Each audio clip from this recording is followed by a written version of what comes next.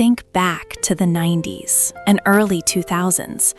Sony didn't just make gadgets, they defined our culture through the Walkman, the Trinitron TV, and the PlayStation. When they partnered with Ericsson, they seemed unstoppable, blending mobile technology with their legendary brand power to create iconic phones like the Walkman series. But as the smartphone revolution took hold in 2007, the landscape shifted.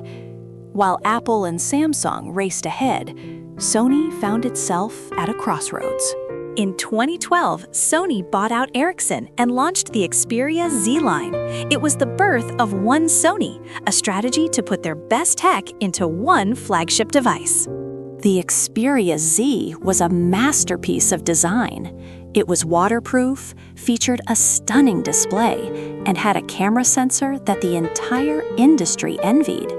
However, Sony's greatest strength was also its biggest weakness.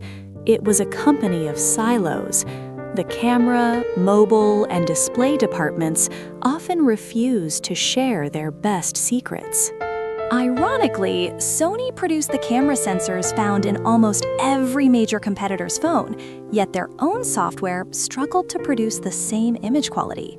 Then there was the issue of the US market.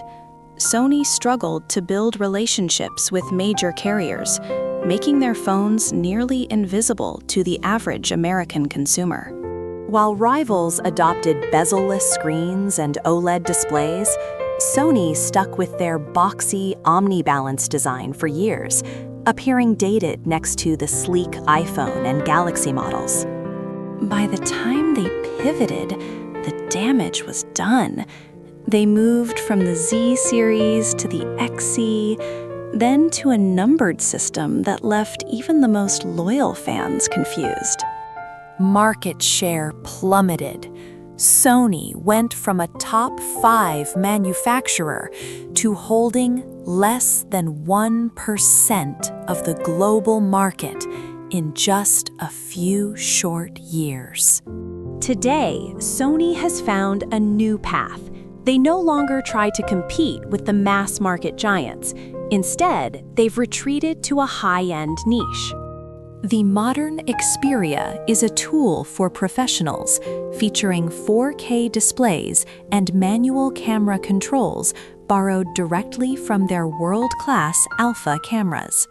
Sony's story is a reminder that even the biggest names can lose their grip if they stop listening to the market and start listening only to themselves. They may never rule the mobile world again, but as a niche player, they are finally playing to their strengths. Thanks for watching.